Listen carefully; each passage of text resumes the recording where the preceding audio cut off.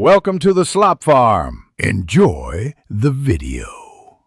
You begin by confirming your exact camera model and current firmware. This prevents mismatches that can brick the body. Charge the battery fully and format a spare SD card in camera, then copy the official FIR file to the root folder. Once done, insert the card and power the camera in playback or update mode as instructed. Make sure you aren't interrupted by power loss. These steps establish a safe, correct starting point before the actual install proceeds.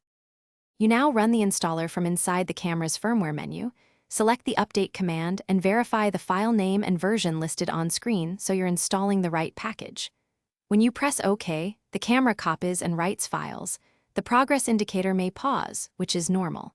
Make sure to avoid touching buttons or removing power because incomplete writes corrupt system code.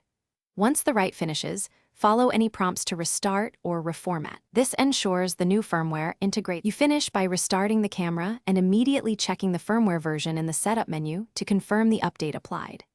If behavior seems off, you can reset custom settings, but only after confirming the version. Many quirks resolve with simple resets.